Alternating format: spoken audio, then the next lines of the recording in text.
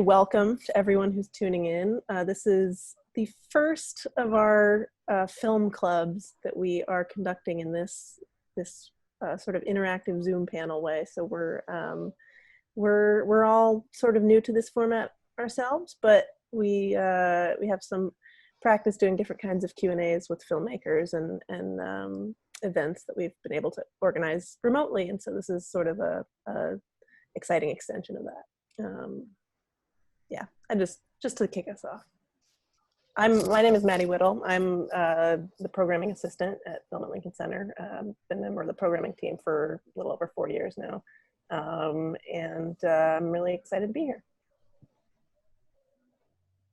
I'll chime in. Hi, everyone. Welcome. My name is Tyler Wilson. I'm an assistant programmer here. And I've been with the organization for, I think, about 4 or 5 years. So. And I'm Dan Sullivan, the other assistant programmer, Film at Lincoln Center, and I've been around a while. I don't care to say how long, because it's long. It's been a long time. Yeah, so yourself and yours, huh? So yeah. I think we should talk a bit about this sort of virtual retrospective that we've put together, that this film is sort of a keynote of, which I was not involved in many of the actual conversations organizing the retrospective, so I'm interested to hear from you guys about sort of what you found about the challenges of the virtual programming. Well, I guess maybe for context for everyone, and it kind of feels like old news by now, but since our closure, we've launched this virtual cinema where we've presented new films every week. And I think the platform has offered some flexibility in how we program new releases. And I think Yourself and Yours is a pretty good example, because it's a film that never had an official US release until this year. Since June 5th, we've been presenting a Sangsoo miniature retrospective, which began with this film and continued with Hill of Freedom, which is another film that never had a proper release. And it concludes this Friday with a new restoration of Woman on the Beach. I'm not sure how this film and Hill of Freedom slipped by like a proper US release, but we are working with the US Distributor Cinema Guild on this, so we want to give you at Cinema Guild a big shout out and a thank you for working with us, for your help. I don't know. So it's kind of interesting to think about this film, because since 2016, Hong has made an additional 6 films.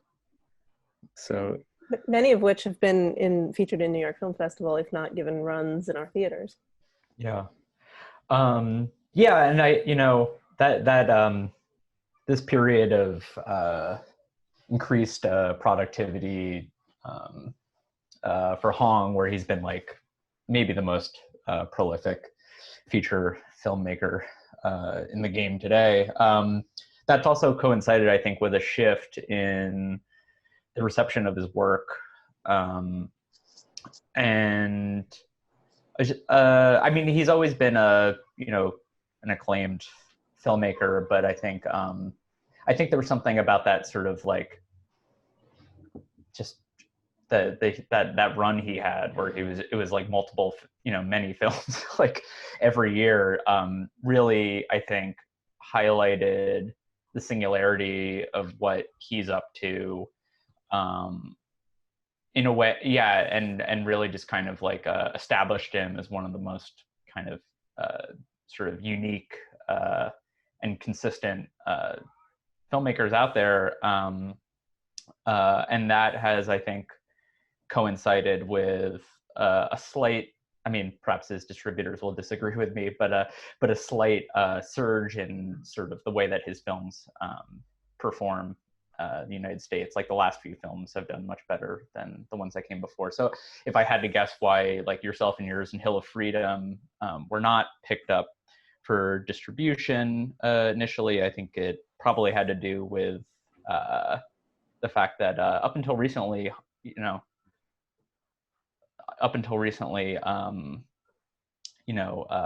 hasn't been his films haven't been like anything resembling like big business, but that's changed a little bit in recent years, which is an encouraging sign, I think, because the quality of the work is not dipping at the same time that his popularity seems to be picking up. Yeah. I think like a common talking point around Hong is how prolific he is, but also how consistent he is with his subject matter, like in style. And I don't know. I think Yourself and Yours is actually a great film for people new to Hong, but I think like actually really any of his films, they offer new and interesting insight when you can kind of relate it back to his larger project. So I don't know. I'm kind of curious what you to think about Yourself and Yours, how it stands out to you, maybe just on an individual level or maybe as part of his body of work. I don't claim to be a Hong expert. I'm relatively new to his body of work, but one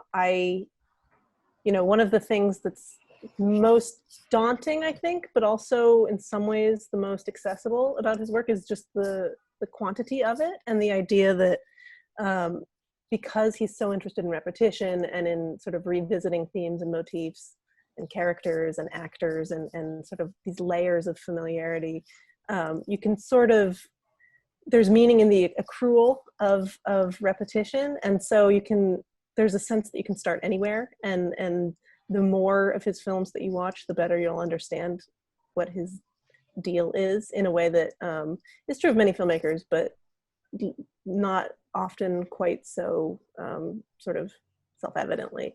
And this movie in particular, I kind of love as an entry point to Hong, just because it's about repetition. It's about recognizing something that you've seen before and that maybe looks familiar to you, and you are struck by the sense that what you're seeing in front of you is something different, but that is at the same time connected in some way to something previously known, and that sort of uncanny familiarity is what the film's about, and it's also what watching Hong movies is about, and to a large extent.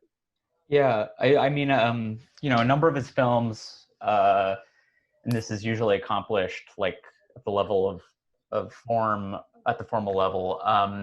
There's always some kind of a mystery or a puzzle or something in the film, no matter how unassuming or how kind of unserious, the puzzle or the mystery might seem. I think this film's a good example with the figure of the doppelganger, the double, which I think it also, people sometimes talk about, or often talk about, Hong in relation to other filmmakers, specifically like European French filmmakers who preceded him, your Eric Romers and what have you. And but this is like, for me, unequivocally, like this is his most Buñuelian film, even at the level of like the conceit is, as people probably know if they read about the film, it's like a simple inversion of that obscure object of desires kind of trick, which for those who haven't seen it, it's the same character it's like a tortured, perverse, crazy love story, but at the center of it is this guy who is with this woman, and the woman's played by two different actresses in different scenes in the film.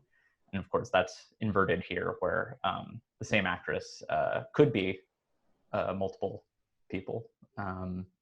But yeah, no, I think, but Matty, I liked what you were saying about how kind of like, this is a good film for kind of like, it's almost like the central mystery in this film offers a kind of like schematic for how you're supposed to like watch Hong's films. I don't know, maybe you can just kind of elaborate on this phenomenon that you experience, where watching the film kind of teaches you how to watch the other films too.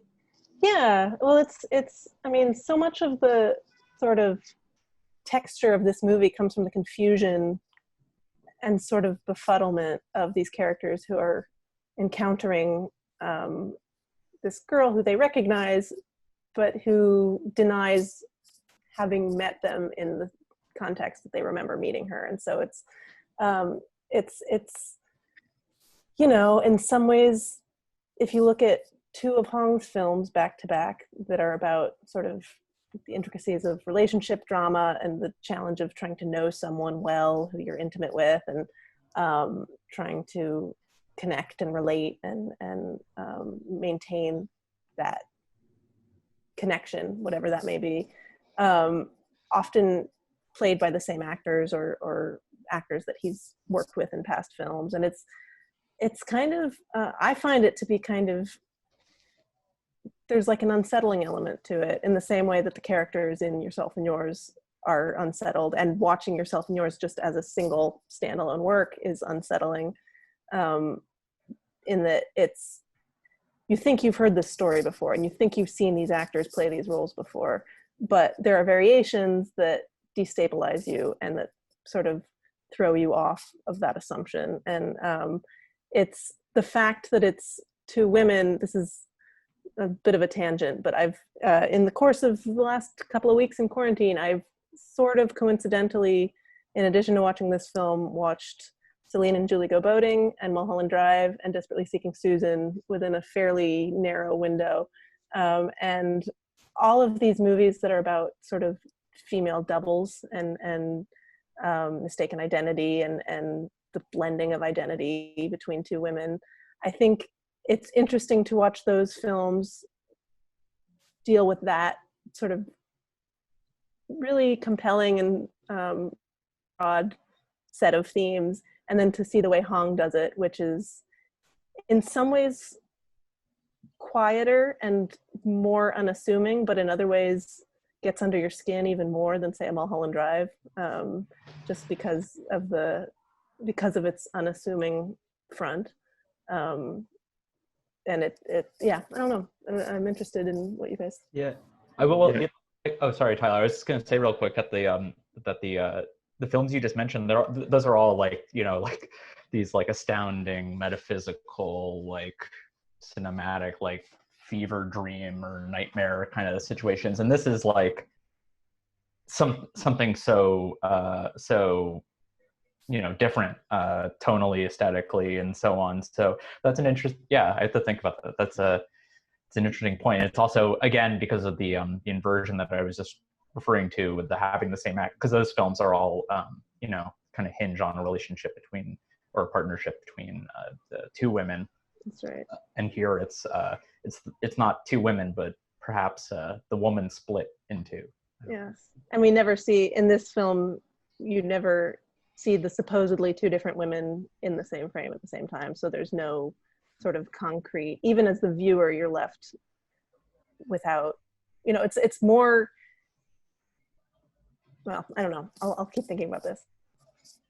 I was just going to chime in on the subject of like inverting, previous classics and the role of like doubling in this film. It definitely reminds me of like a comment on Vertigo too. Mm-hmm. But, whereas like you have a Jimmy Stewart character who's trying to shape a woman into his previous lover's image, you have, the Min Jung character who's sort of taking the narrative lead, like away from like the Jimmy Stewart character, the male character of this film, and like, she's sort of driving the narrative, and you can kind of see it as someone who's like rejecting the assumptions that these sort of male characters are taking on her, and like kind of refusing to be judged on any given sort of superficial identity or any like past action, and kind of just fleeing towards liberation instead. Yeah. Trying to think of some other things that are interesting in this film. I think I think something to watch for in his work is always like the milieu of the characters, or their jobs. It seems I don't quite know how yet, but it seems relevant. This is the male protagonist in the film is a painter, whose studio we of course see, but then quite late in the film, there is a sort of what people who've seen a lot of Hong's work will know that this is a pretty standard feature of those films is you know, a character in the film who's essentially supposed to be Hong, and it's usually I feel like it's usually signaled by there being named something that is very close to the name Hong Sangsoo.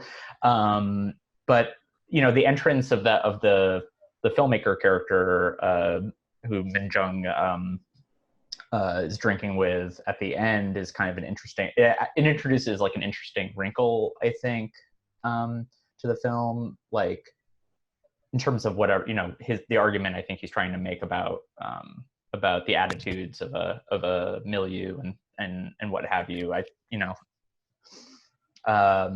But I don't know. This is like kind of a half-baked thought, so I don't know if I want to pursue it any further. But yeah, I don't know. I like Tyler.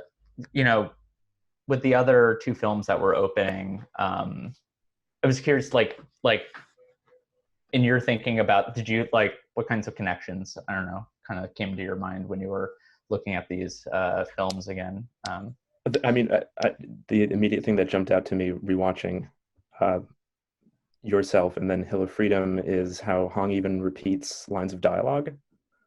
There's the towards the end of Yourself and Yours, the Min Jung character feeds Young Soo melons, and they have like a few lines of dialogue about that, and it's, I think, almost repeated word for word towards the end of Hill of Freedom too.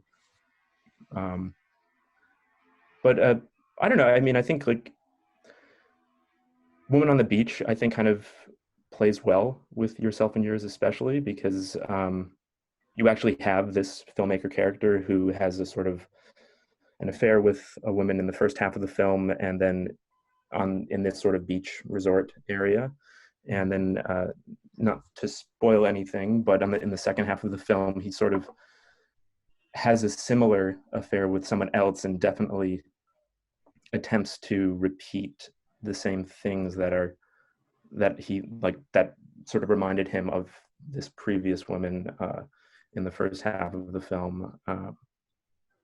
Yeah, I mean, I think all three of these films are kind of, Dan, as you mentioned, playing some kind of narrative game. With Hill of Freedom, you have a film that's like based on reading letters that are sort of being told out of order, because built into the actual narrative is a character, I guess, dropping the papers and sort of mixing up the order. And so that's the order that she picks them back up is how you then understand the film.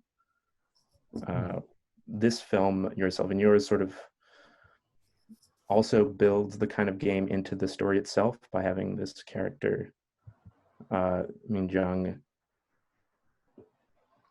sort of developing a kind of doubling or tripling within the story by either lying, or maybe she truly is kind of going through a problem with alcohol and like actually not remembering things, or there really is a twin. It's never fully answered in the film. Yeah.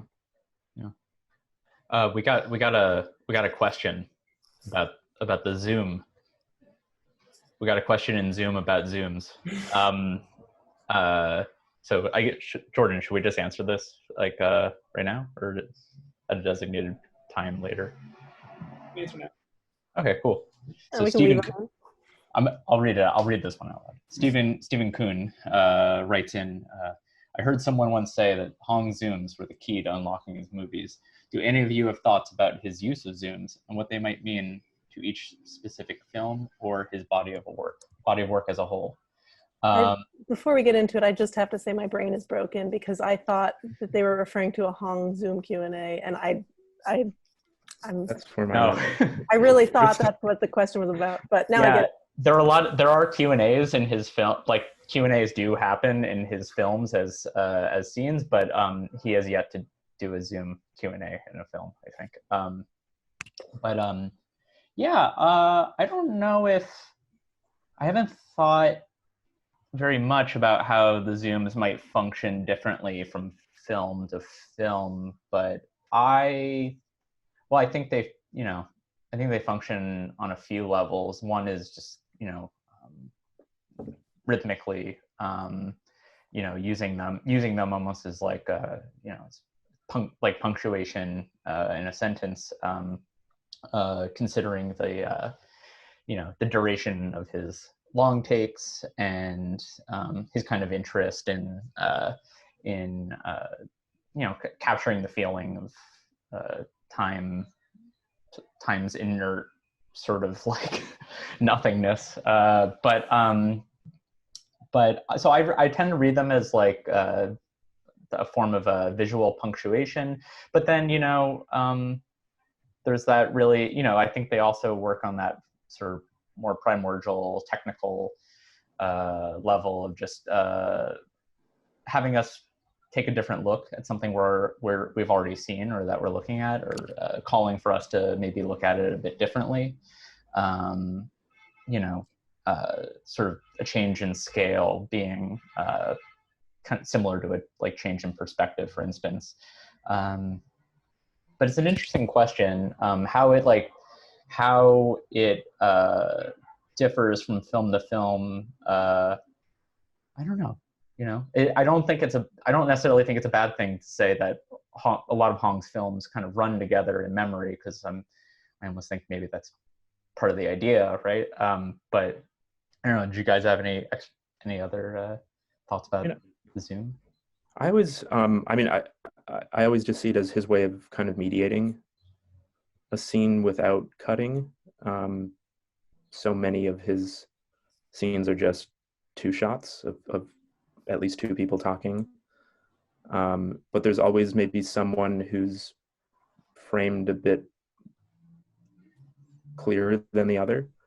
And I sort of sometimes notice him zooming towards the other person as a way to direct our attention to, I don't know, a line of dialogue or a gesture or something like that, some other action just in that moment before we kind of go back to the other person or the other people that are framed a bit more clearly.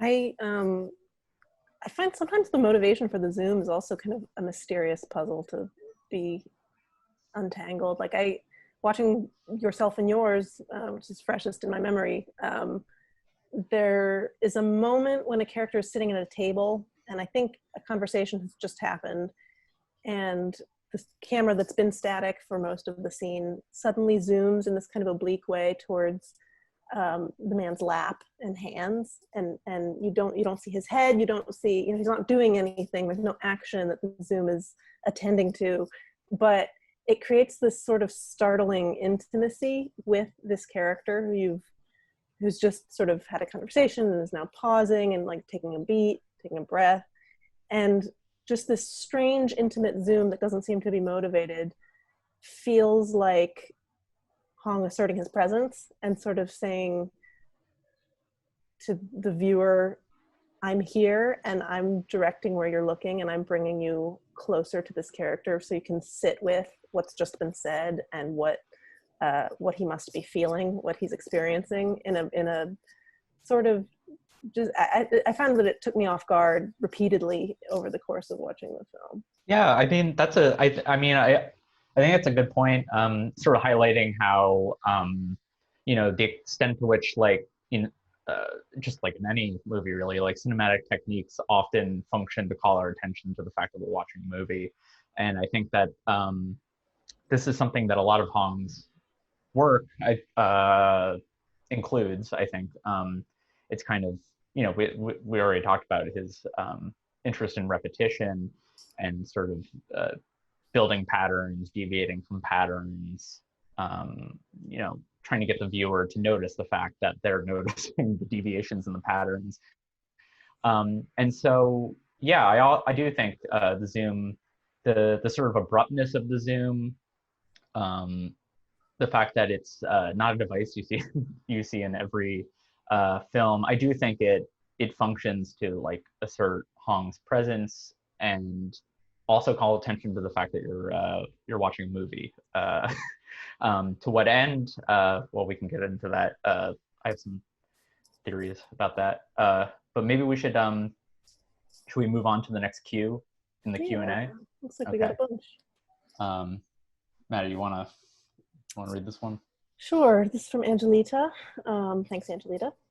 She says, do you feel like Min Jung is lying because she can't live free?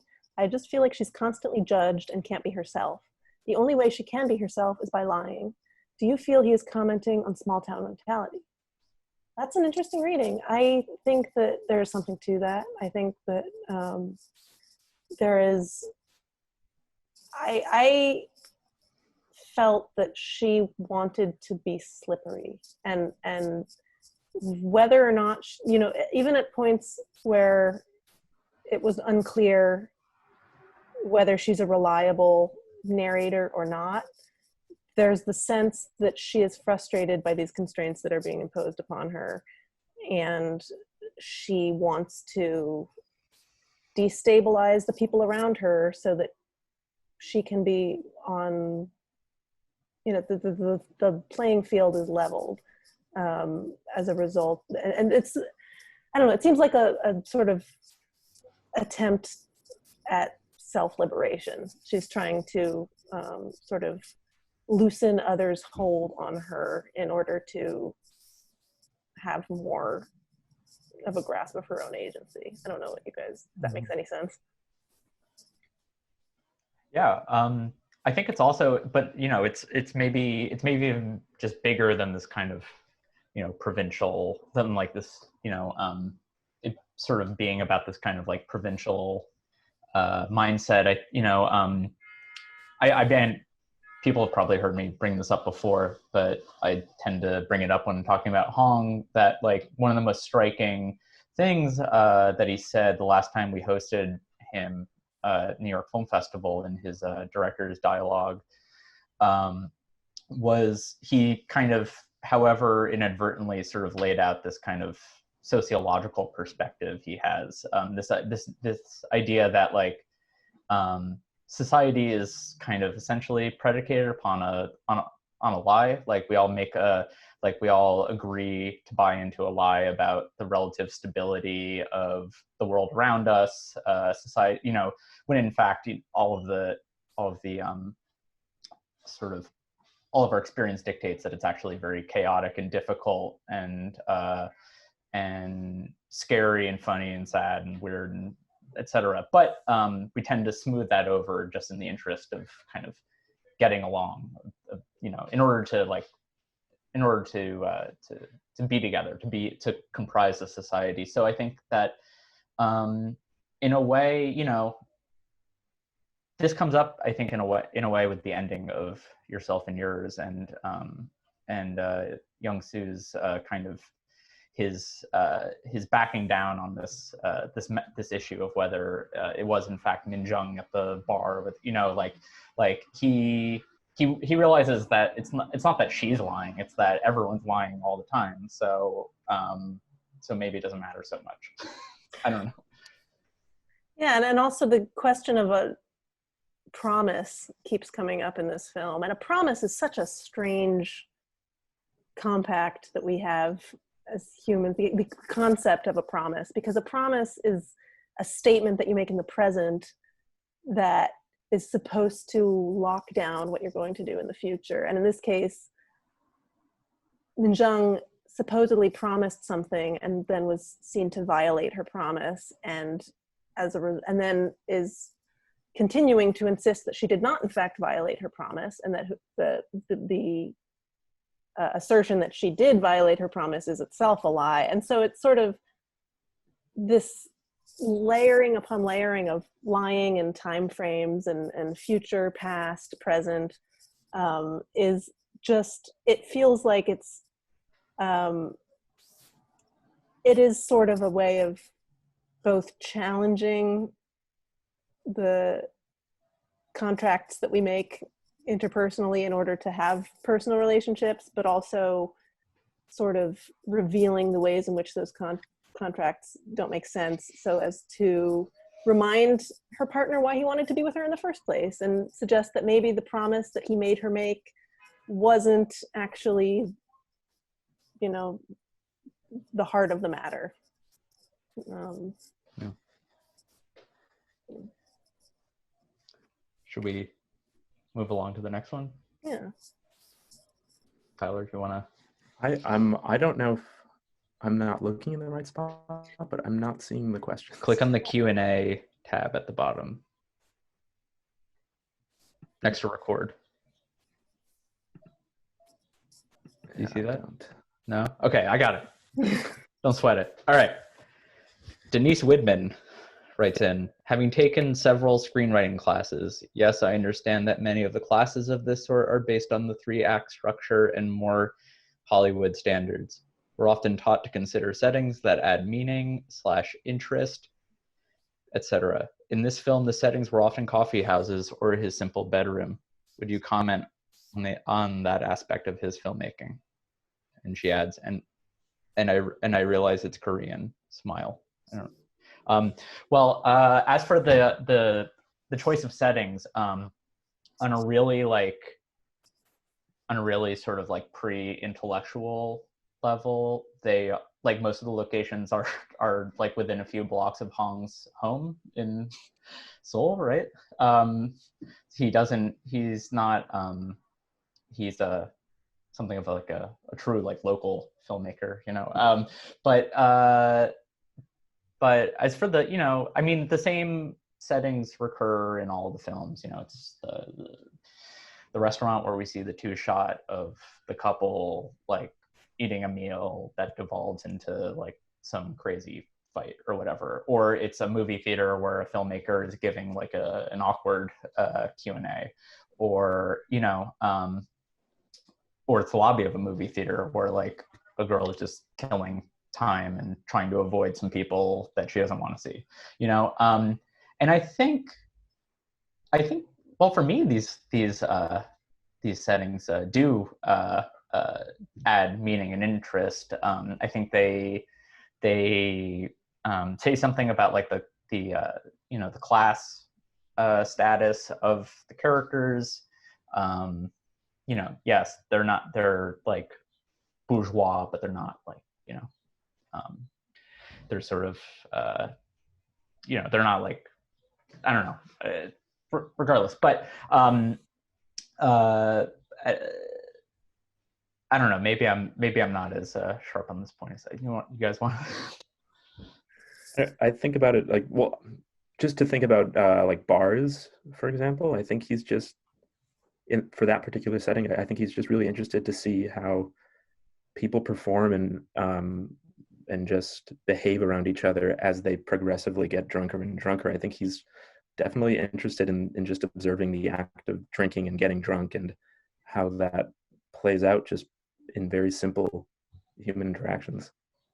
Yeah, and there's definitely, he's interested in sort of the different dramatic qualities of different social spaces, I think. So in this film, you have the bar, you have the coffee shop, you have the bedroom, and then there are a few other places, but those are sort of the 3 that in my mind stand out as the, I think there's like a patio at where we see people eat. And it's, in each one, the sort of expectations that the different participants bring to the scene are shaped by where they are. So at the coffee shop, we repeatedly see Min Young and sitting, and her maybe twin sitting at a table, drinking coffee, reading a book, this solitary activity where there's sort of, you know, if you go to a coffee shop alone with a book, you sort of expect to spend that time there in isolation. But there's an empty seat at the table across from her, and in both of those scenes that kind of mirror each other, a man comes in and sits down and introduces himself and says, "Don't I know you?" and starts up a conversation with her. And that puts her sort of on the spot in a way that is very unique to that scenario playing out. And she has to field his questions and decide how to respond, decide, you know, what her version of the truth is. And that's a very different dynamic than you have at a bar, whether it's the bartender and other customers watching a drama unfold, or the drama actually unfolding, where it's people who have sat down together to have a drink and you know, established the confines of this conversation. Or if it's in the bedroom, you know, where it's sort of inherently more intimate of a setting for the conversations that are going to happen. And sort of more raw feelings coming out and more sort of immediate wrestling with emotional tension and power struggles. And I think of the settings that way, as sort of staging locations for different kinds of social confrontation. All right, next question. I can do this one. This is another one from Steven. And he's asking, I believe he's asking about the Zoom technique. Again, he said, he's asking if, do you know if Hong has done them from the beginning, or is there a film where he first introduced these Zooms as a technique? And Steven says, I've seen more of his later films than earlier, so curious how new the technique is. I think that's what he's talking about. It's Yeah. Tale of Cinema, right? When he first starts. Using the Zoom? I mean, I don't know. Aren't there like Zoom, like back when he was shooting on film, weren't there Zooms? I don't know. I mean, the short answer is we don't know. Yeah.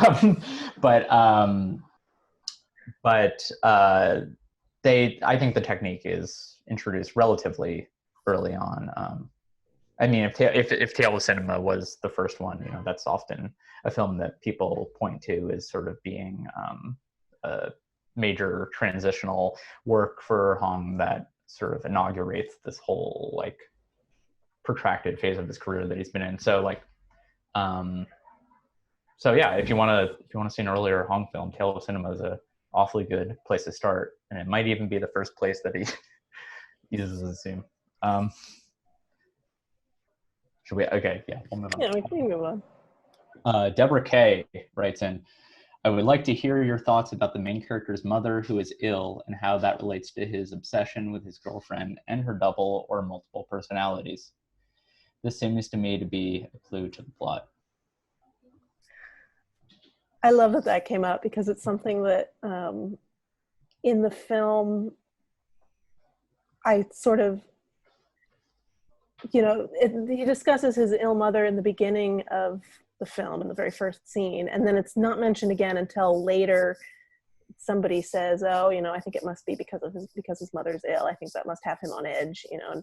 And I had forgotten that had even been brought into play in the first scene, and so when it was brought back up, it felt like a way to draw the viewer into the more sort of immediate experience of these characters, and the idea that, you know, there are these rumors flying about who's out drinking and who's fighting whom and whose relationship is failing, but they're also, you know, they're a tight-knit community in other ways, and so they're aware when somebody has multiple crises going on in their lives, and they're aware that those crises might inform each other. And even though his mother's illness is outside of our frame of reference, it's still alluded to, and so we're reminded of sort of the three-dimensionality of the scenario. The psychoanalytic dimension of her question should probably also be addressed. I don't remember off the top of my head what Freud says about the double as a like a, you know, a figure of the imagination, what it indicates about your Oedipus complex. But I don't know, there's probably some Freud we could cite here about the mother and doubles. But yeah, not being a psychoanalyst myself, I tend to sort of see it along the lines of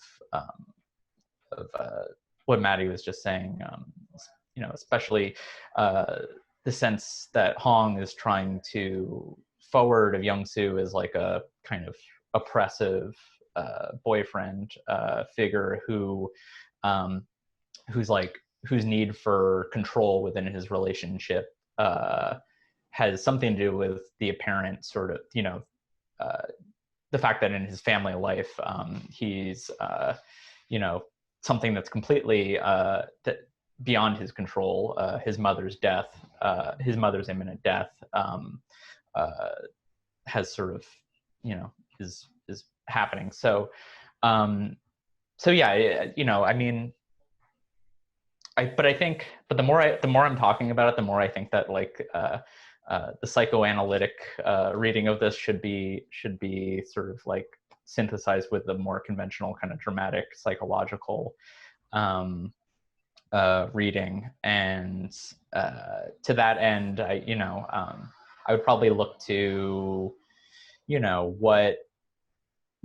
what doubles and doubling and doppelgangers mean in relation to like birth and human reproduction, and how the kind of like the symbolic like stain that leaves in your unconscious. But we're babbling now, so I'm babbling now. So maybe we should move on to Nancy Wexler's question. I can take that one. Nancy writes, I thought maybe the men were the ones in Fantasyland, especially the boyfriend. Seemed like it was his memory and fantasies that were creating his own reality about her. All the men ignored or were willing to ignore the alcohol and her need for it to satisfy their need to be with her. It's definitely, it's certainly the men in this movie are the ones who have the most to say about her problem with alcohol. And we hear a bit from her about her problem with alcohol and how she feels about it, but so much is shaped by what the people around her think of her drinking that it's definitely, the perspective is defined by those characters' views rather than her own preference. Yeah, I think this comes up in other films too, like in different contexts, but the sense of like, you don't choose kind of the frame of reference by which like your behavior will be interpreted by other people, or they actually set that for you. Society kind of like imposes that on you. This I think it comes up in a big way in one of the more recent films, On the Beach at Night Alone, through the figure of Kim Min-hee, and this woman who's like because of an affair that she's had with a filmmaker, she like flees the country, and then she comes back, and when she comes back, she's kind of subjected to everything that everyone she knows has to say about her, and it's kind of about her sort of like trying to figure out if there's even space in her life for her anymore because of the kind of the sheer amount of input from people around her, right? So yeah, I think those things are related. I think in Yourself and Yours, the men are very much attempting to create this kind of like, how to put it, like almost like a social cage around Min Young through making her feel self-conscious about her drinking, even though she's been very dutiful and has been restricting herself to 5 drinks a night. But yeah, I don't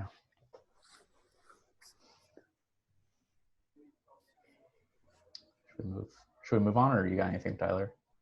Well, what you were saying made me think of this one part in Woman on the Beach, when the main character is actually diagramming his idea for a film, or I can't remember exactly if he's trying to explain something about how sort of we view other people, and he draws this shape, this sort of squiggly line shape, and explains to the person how like most people sort of zero in on one, like 2 to 3 points in this squiggly line shape, whereas there are many different points, or an infinite number of points that we should be sort of acknowledging about another person, sort of as a way to get a fuller view of who they are, but just for safety's sake, or for whatever reason, we tend to focus on these very few points.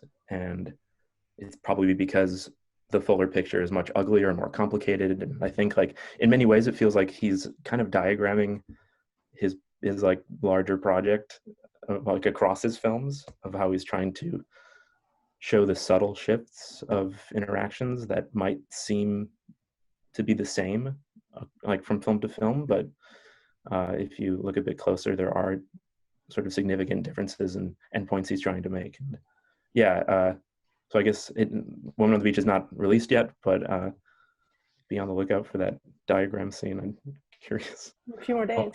Yeah. Don't miss that diagram. All right. Caroline Bliss writes in, hello. I unfortunately haven't seen any of his other films, but I'm wondering if you could speak more to the recurring theme in the film of the concept of male perception of female behavior, like the repeated description of her as quote unquote innocent, particularly in instances that show how clueless the male characters are, or the repeated instances of her flirting with, being flirted with, I guess, you think I'm pretty, etc. Not gonna lie, I was a bit surprised to see this theme pop up in a male-directed film, smiley face. But reading a bit about him, it seems to be a recurring theme. Yeah, it is. And you know, the other way around too. He, in more recent years, as he's moved to female protagonists, I think he's focused more on like women looking at men behaving badly, whereas before maybe it was a little more like men looking at mostly men, and you know, some women behaving badly. But yeah, no, I mean, I don't know, Matty, like when you're watching Hong's films, like what do you, because you know there's a lot of literature about like Hong's like feminism and like, because yeah, like I think he portrays relationships between men and women in like a very idiosyncratic, unique way. So. Yeah, I think I don't know. I'd have to think about it more if I wanted to sort of generalize, but at least in this film, there's a way in which it feels like he's on the side of the women characters, in the sense that like he pokes a kind of fun at the way in which the men try to control the women and try to pin them down and try to know them, try to get a handle on who exactly they are and how exactly they seem familiar or known. And it's the women in some ways come off as sort of passive objects being batted around, or rather the women are fully rounded characters who the men want to see as more two-dimensional than they are. And the fact that the movie, at least in this case, sort of has it both ways and both gives you insight into the men's anxiety about the women that they are with and want to be with or have been with, and the women's sort of, the women being at a loss and sort of wanting to just live their lives and wanting to be honest and forthright with these men that they love and want to be with or are interested in maybe falling in love with. I kind of agree that coming from a male director, this sort of interest in what men aren't seeing of women's subjectivity and the sensitivity to what the men might be missing is really sort of remarkable. That's a sort of botched answer, but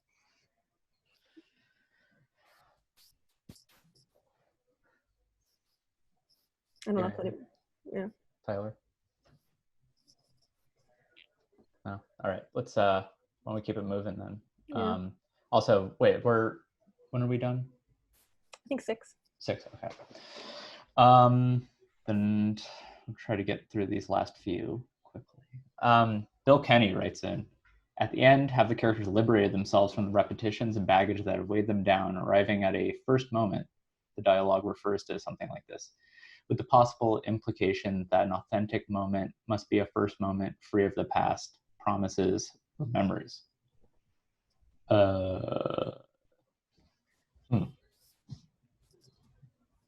No, I don't think so. I don't think they're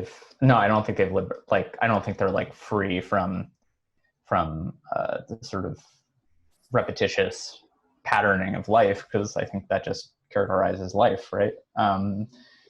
But the flip side of that is that the idea of a first moment doesn't necessarily mean it's the first moment of all time. It could be the first moment in a cycle that regenerates itself. And it's like the idea of every time you're starting the cycle over again, there is a beginning that sort of all bets are off, the slate is wiped clean, and you sort of agree to approach that as a beginning, even if it's technically just part of the cycle.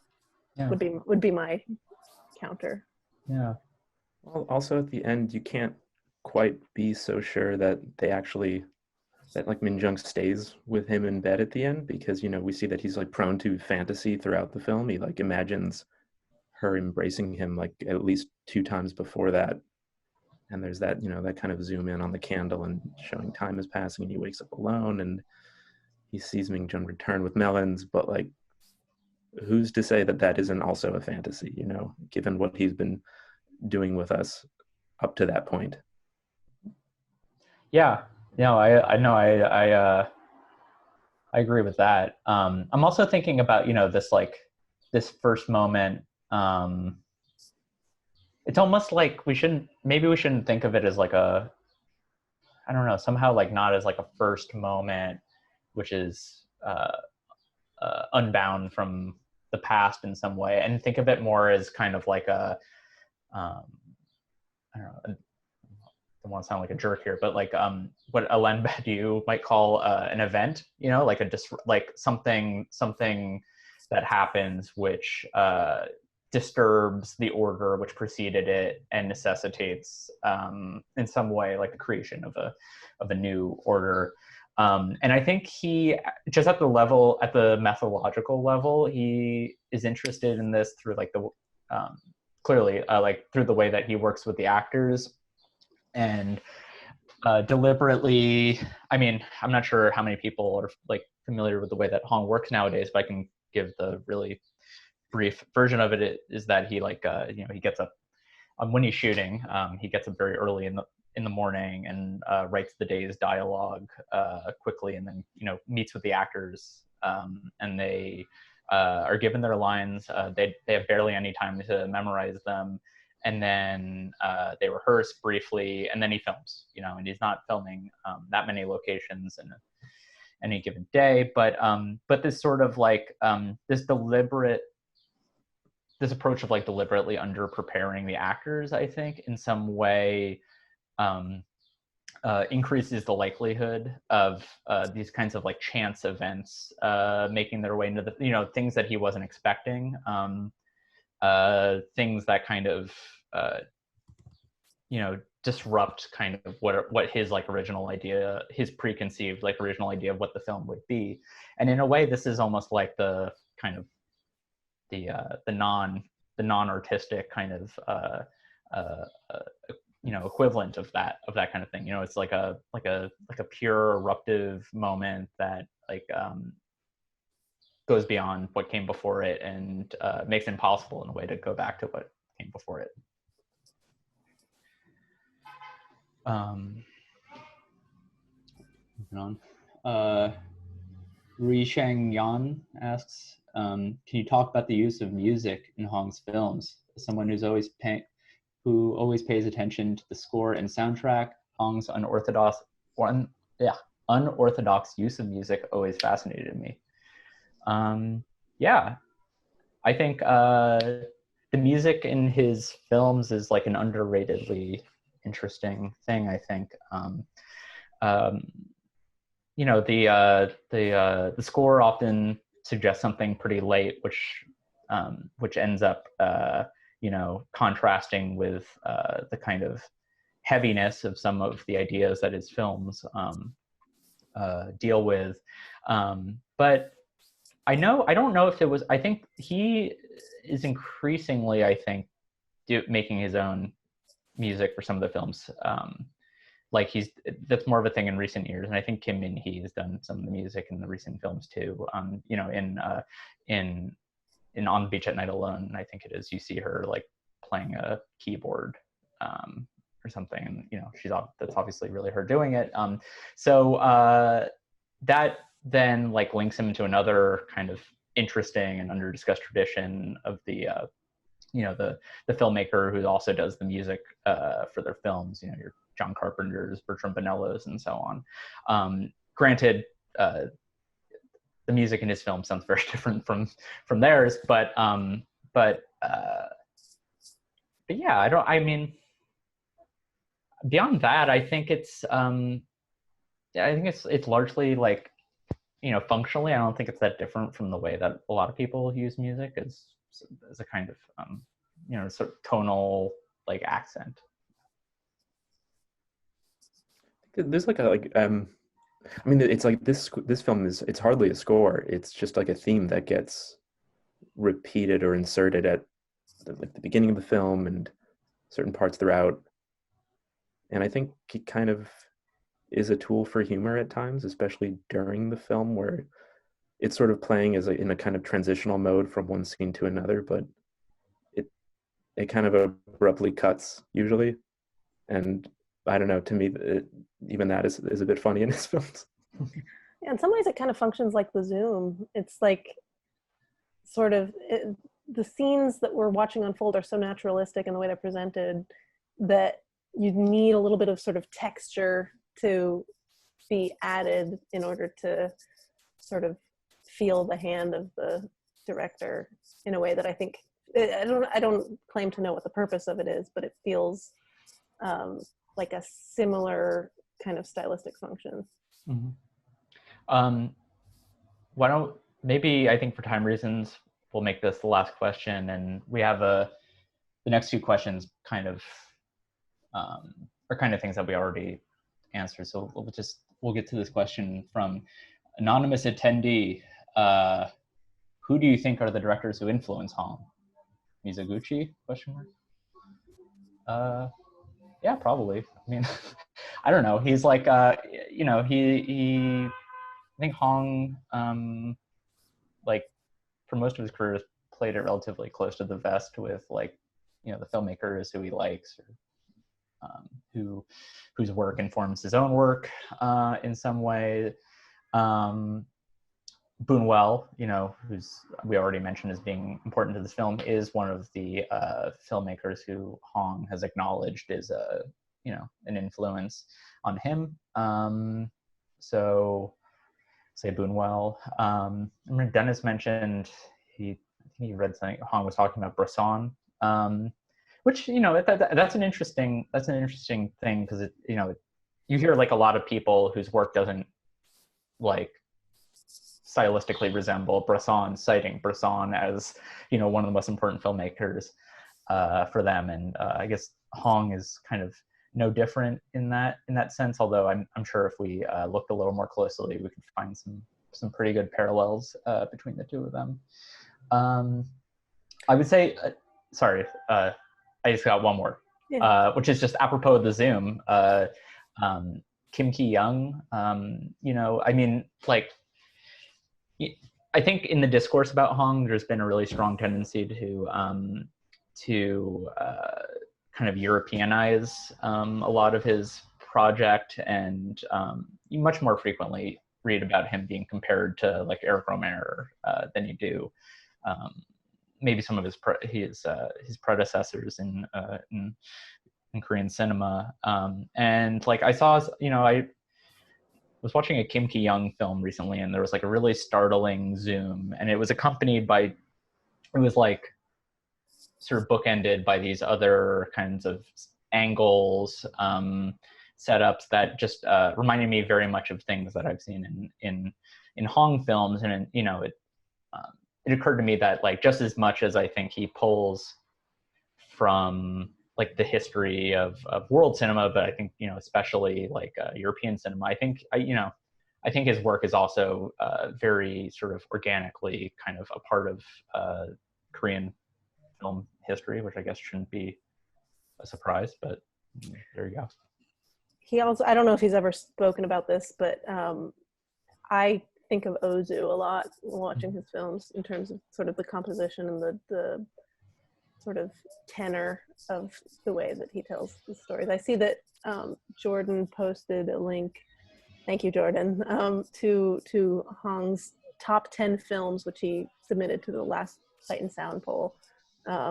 and he mentions a lot of the names that we're talking about. So that's a little clue, maybe. Yeah.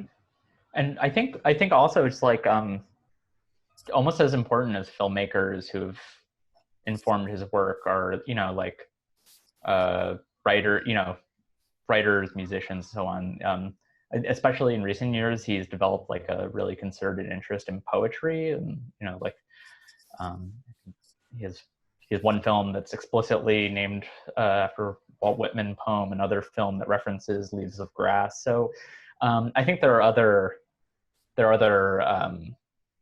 art forms that are entering into it for him. It's not just this sort of like self-contained cinematic project that's like disconnected from, you know, the rest of art history, I guess. But yeah, I think maybe we'll leave it there. Yeah. It's been a lot of fun. Thank you all for your questions. Yeah, thanks for stopping by. Let's do it again sometime, huh? Yeah. All right.